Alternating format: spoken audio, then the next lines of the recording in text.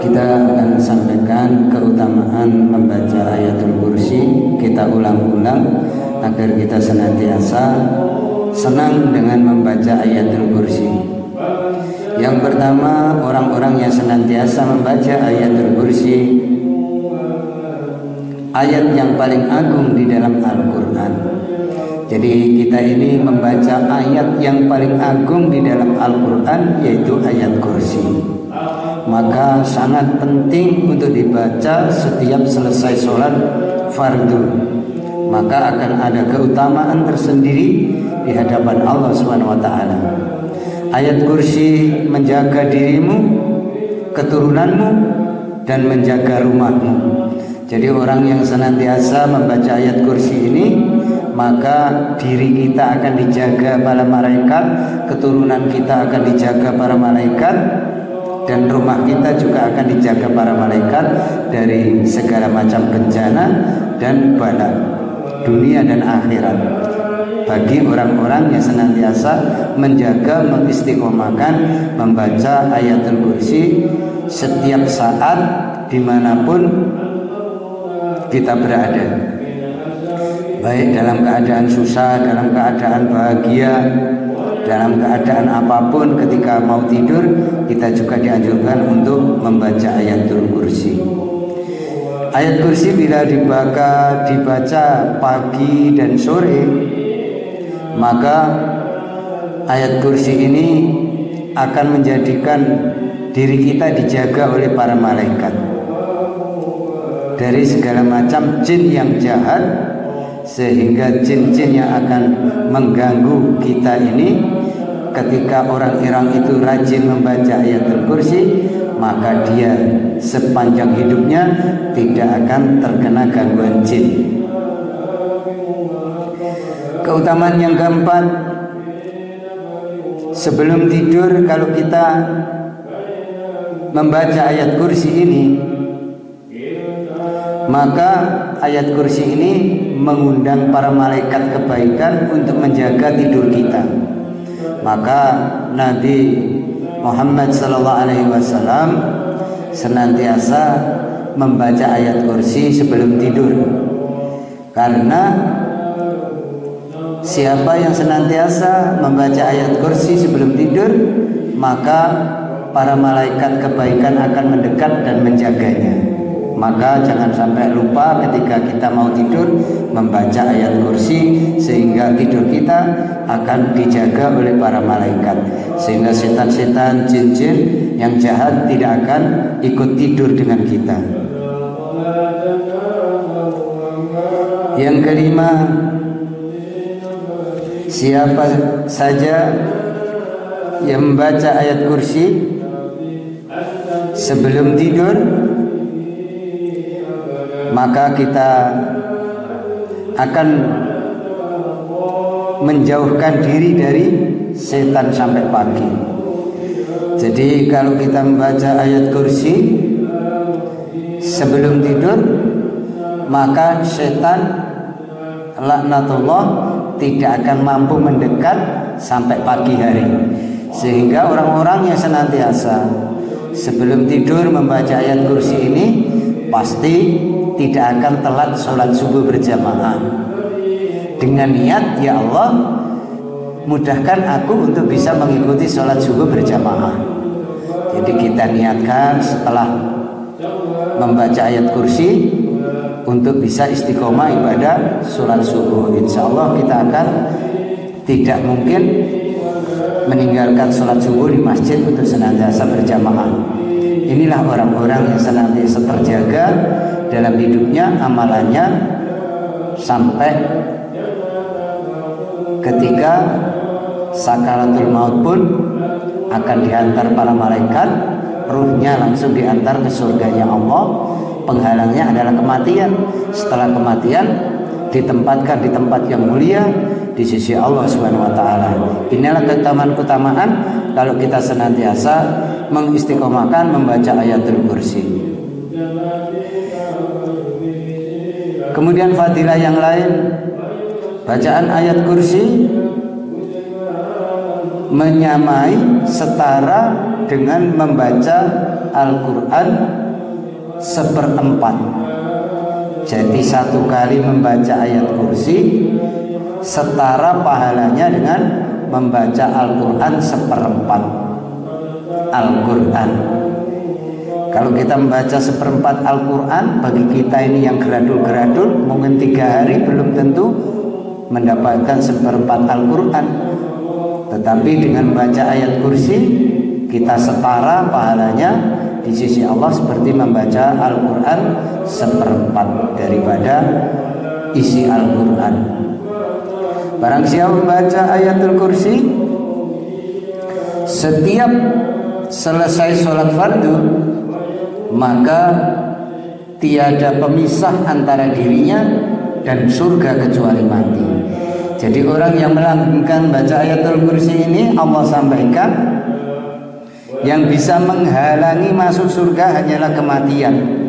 Setelah meninggalkan dunia ini, langsung menjadi catatan penduduk-penduduk surga bersama rombongan baginda Nabi Muhammad SAW. Inilah diantara fadilah keutamaan membaca ayatul kursi. Yang terakhir, barang siapa membaca ayat kursi apabila hendak tidur, maka Allah berikan keamanan atas dirinya, tetangganya yang dekat dan yang jauh, 40 rumah-rumah sekitarnya. Subhanallah. Itulah kalau kita punya tetangga orang-orang ahli iman, orang-orang ahli ibadah, kita beruntung. Doanya kita dapat bagiannya. 40 rumah dari rumah orang soleh itu akan membawa keberkahan bagi diri kita. Maka orang kalau dekat masjid kok enggak istiqomah sholat di masjid, ini adalah orang-orang yang rugi, orang-orang yang celaka. Maka sebelum kita menjadi celaka yang selama-lamanya, peringatan agama, nasihat agama ini kita renung. Oh iya, ternyata saya di dunia ini tidak lama. Yang lama itu akhirat. Kenapa dunia kok saya kejar? Padahal setelah dapat saya akan tinggalkan, hanya menambah azab, menambah hisab yang lama di hadapan Allah. Kalau gitu saya mencari dunia secukupnya, mencari akhirat sebanyak-banyaknya. Inilah orang yang cerdas, inilah orang yang sukses. Maka hadirin jamaah yang dirahmati Allah, dengan penjelasan satu ayat kursi saja sudah begitu banyak yang kita dapatkan. Inilah keuntungan menjadi umatnya Nabi Muhammad SAW. Demikian, wassalamualaikum warahmatullahi wabarakatuh. Ila hadratin Nabi Mustafa Muhammad sallallahu alaihi wasallam wa alihi wa azwajihi wa auladihi wa dzurriyyatihi lahumul Fatihah. A'udzu billahi minasy syaithanir rajim. Bismillahirrahmanirrahim. Alhamdulillahi rabbil alamin. Ar-Rahmanir Rahim. Maliki yaumiddin. Iyyaka na'budu wa iyyaka nasta'in. Ihdinas siratal mustaqim. Siratal ladzina an'amta 'alaihim ghairil maghdubi 'alaihim waladdallin. Amin. Bismillahirrahmanirrahim.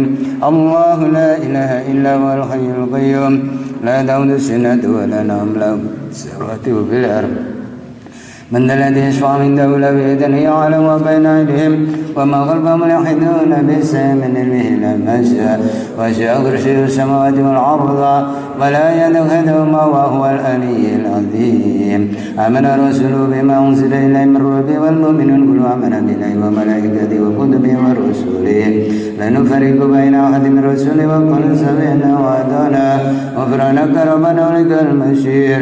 لا يكلف الله نفسا إلا وسعها لها ما كسبت وعليها ما اكتسبت ربنا لا تؤاخذنا إن نسينا أو أخطأنا ربنا ولا تحملنا ما لا طاقة لنا به واعف عنا واغفر لنا وارحمنا أنت مولانا فانصرنا على القوم الكافرين لا إله إلا الله وحده لا شريك له له الملك وله الحمد يحيي ويميت على كل شيء قدير سبحان الله الحمد لله ولا إله إلا الله والله أكبر سبحان الله وبحمده سبحان الله العظيم ربنا اغفر لنا وتب علينا إنك أنت التواب الرحيم اللهم صل على محمد اللهم صل عليه وسلم اللهم صل على محمد اللهم صل عليه وسلم اللهم صل على محمد اللهم صل عليه وسلم أعوذ بكلمة الله التامة من شر ما خلق أعوذ بكلمة الله التامة من شر ما خلق أعوذ بكلمة الله التامة من شر ما خلق بسم الله الذي لا يضر مع اسمه شيء في الأرض ولا في السماء وهو السميع العليم بسم الله الذي لا يضر مع اسمه شيء في الأرض ولا في السماء وهو السميع العليم بسم الله الذي لا يضر مع اسمه شيء في الأرض وفي السماء وهو السميع العليم رضينا بالله ربا وبالإسلام دينا وبمحمد نبيا رضينا بالله ربا وبالإسلام دينا وبمحمد نبيا رضينا بالله ربا وبالإسلام دينا وبمحمد نبيا ورسولا بسم الله والحمد لله والخير والشر بمشيئة الله بسم الله والحمد لله والخير والشر بمشيئة الله بسم الله والحمد لله الخير والشر بمشيئة الله آمنا بالله واليوم الأخير تبنا إلى الله باتنا ودوير يا ربنا واعف عنا وامحو الذي كان منا يا ذا الجلال والإكرام اسنع على دين الإسلام يا ذا الجلال والإكرام اسنع على دين الإسلام يا ذا الجلال والإكرام اسنع على دين الإسلام يا ذا الجلال والإكرام اسنع على دين الإسلام يا ذا الجلال والإكرام اسنع على دين الإسلام يا ذا الجلال والإكرام اسنع على دين الإسلام يا ذا الجلال والإكرام اسنع على دين الإسلام يا قوي مدن بشر الظالمين يا قوي مدن بشر الظالمين يا قوي مدن بشر الظالمين أسرح الله أمر المسلمين شرف الله شرف المدين أسرح الله أمر المسلمين شرف الله شرف المدين أسرح الله أمر المسلمين شرف الله شرف المدين يا علي يا كبير يا عالم يا قدير يا سميع يا بصير يا لطيف يا خبير يا فرج الهام يا غاسل الغام يا من عبد يا ويرحم يا فرج الهم يا غاسل الغام يا من لأبده يغفر ويرحم يا فرج الهم يا غاسل الغام يا من لأبده يغفر ويرحم أستغفر الله رب البرايا أستغفر الله من الخطايا لا إله إلا الله لا إله إلا الله لا إله إلا الله لا إله إلا الله لا إله إلا الله لا إله إلا الله لا إله إلا الله لا إله إلا الله لا إله إلا الله لا إله إلا الله لا إله إلا الله لا إله إلا الله محمد رسول الله صلى الله عليه وسلم وسلم والكرم مجد وعاد ورضي الله تعالى عن أهل بيت طيبين الطاهرين وأصحاب الأكرمين المهتدين وأزواجه طاهرة أمهات المؤمنين وتابعين لهم بإحسان إلى يوم الدين وعلينا معهم في برحمتك يا أرحم الراحمين بسم الله الرحمن الرحيم قل الله أحد الله الصمد لم يلد ولم يولد ولم يكن له كفوا أحد بسم الله الرحمن الرحيم قل الله أحد الله الصمد لم يلد ولم يولد ولم يكن له كفوا أحد بسم الله الرحمن الرحيم قل الله أحد الله الصمد لم يلد ولم يولد ولم يكن له كفوا أحد بسم الله الرحمن الرحيم قل أعوذ برب الفلق من شر ما خلق ومن شر غاسق إذا وقب ومن شر النفاثات في العقد ومن شر حاسد إذا حسد بسم الله الرحمن الرحيم قل أعوذ برب الناس ملك الناس إله الناس من شر وسواس الناس الذي يوسوس في صدور الناس من الجنة والناس الفاتحة إلى روح سيدنا وحبيبنا وسفينا رسول الله محمد صلى الله عليه وسلم وآله وأصحابه وأزواجه وأولاده وذرياته أن الله يولي درجة في الجنة ويجعلنا من حسبهم ويرزقون محدبهم ويتوفون على ملتهم ويغسرون في سمرتهم وينفعون بهم وبأسرارهم وأنوارهم وعلومهم ونفعهم في الدين والدنيا والآخرة. الفاتحة. أعوذ بالله من الشيطان الرجيم. بسم الله الرحمن الرحيم. الحمد لله رب العالمين الرحمن الرحيم مالك يوم الدين. إياك نعبد وإياك نستعين اهدنا الصراط المستقيم صراط الذين أنعمت عليهم غير المغضوب عليهم ولا الضالين آمين. الفاتحة إلى روح سيدنا الفقيه المقدم محمد بن علي بعلوي وإلى أرواح ساداتنا علي أبي علوي ساداتنا صوفيا من مشارق الأرض إلى مغربها وأصولهم وفروعهم وذوي الحقوق عليهم أجمعين أن الله يغفر لهم ويرحمهم ويدرجهم في الجنة وينفعنا بهم بأسرارهم وأنوارهم وعلومهم ونفعهم في الدين والدنيا والآخرة. الفاتحة. أعوذ بالله من الشيطان الرجيم. بسم الله الرحمن الرحيم. الحمد لله رب العالمين الرحمن الرحيم مالك يوم الدين. إياك نعبد وإياك نستعين اهدنا الصراط المستقيم صراط الذين أنعمت عليهم غير المغضوب عليهم ولا الضالين آمين. الفاتحة إلى روح سيدنا وحبيبنا وعمدة صبر الرديم كتب الإرشاد الحبيب عبد الله بن علوي الحدث وأصولهم وفروعهم وذوي الحقوق عليهم أجمعين أن الله يغفر له ويرحمه ويدخله في الجنة وينفعنا به وبأسرارهم وأنوارهم وعلومهم ونفعهم في الدين والدنيا والآخرة. الفاتحة. أعوذ بالله من الشيطان الرجيم. بسم الله الرحمن الرحيم. الحمد لله رب العالمين الرحمن الرحيم مالك يوم الدين. إياك نعبد وإياك نستعين اهدنا الصراط المستقيم صراط الذين أنعمت عليهم غير المغضوب عليهم ولا الضالين آمين. الفاتحة إلى أرواح الأولياء والعلماء والشهداء والصالحين ودعاة المخلصين والأئمة المجتهدين والأئمة الراشدين ثم إلى أرواح والدينا ومشايخنا ومشايخهم ومعلمين ومعلميهم وذوي الحقوق عليهم أجمعين ثم إلى أرواح أموات هذه البلدة من المسلمين والمسلمات والمؤمنين والمؤمنات أن الله يغفر لهم ويرحمهم ويولي درجهم في الجنة وينفعون بهم بأسرارهم وأنوارهم وعلمهم ونفعهم في الدين والدنيا والآخرة. أعوذ بالله من الشيطان الرجيم. بسم الله الرحمن الرحيم. الحمد لله رب العالمين الرحمن الرحيم مالك يوم الدين. إياك نعبد وإياك نستعين اهدنا الصراط المستقيم صراط الذين أنعمت عليهم غير المغضوب عليهم ولا الضالين آمين. الحمد لله رب العالمين حمدا يوفي نعمك في مجيدا. اللهم صل على سيدنا محمد وعلى أهل بيته وصحبه وسلم.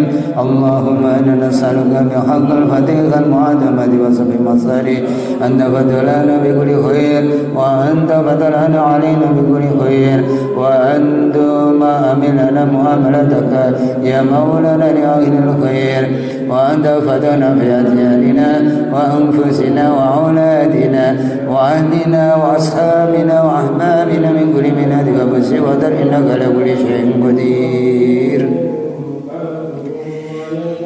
ومتفضل بكل خير لكل خير يا أرحم الراحمين. وصلى الله على سيدنا محمد وعلى آله وأصحابه وسلم والحمد لله رب العالمين.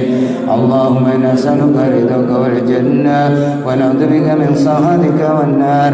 يا علم سر منا لتهديك سترنا وعافنا واعف عنا وقل لنا خيشونا يا عليم بسر منا لا تغلق شدرنا وعافنا واعف عنا وقل لنا خيشونا يا عليم بسر منا لا تغلق شدرنا وعافنا واعف عنا وقل لنا خيشونا يا لطيفا بخلقي يا عليما بخلقي يا خبيرا بخلقي ذنوبنا يا لطيف يا عليم يا خبير يا لطيف لم يزل ذنوبنا فيما نزل إنك لطيف لم تزل ذنوبنا والمسلمين يا أمن الخائفين أمنا مما نخاف يا أمن الخائفين سلمنا مما نخاف يا أمن الخائفين نجنا مما نخاف يا أمن الخائفين أمنا مما نخاف يا أمن الخائفين سلمنا مما نخاف يا أمن الخائفين نجنا مما نخاف يا أمن الخائفين آمنا مما نخاف يا أمن الخائفين سلمنا مما نخاف يا أمن الخائفين نجنا مما نخاف يا الله بها يا الله بها يا الله بحسن الخاتمة يا الله بها يا الله بها يا الله بحسن الخاتمة لهم الفاتحة أعوذ بالله من الشيطان الرجيم بسم الله الرحمن الرحيم الحمد لله رب العالمين الرحمن الرحيم مالك يوم الدين إياك نعبد وإياك نستعين اهدنا الصراط المستقيم صراط الذين أنعمت عليهم غير المغضوب عليهم ولا الضالين آمين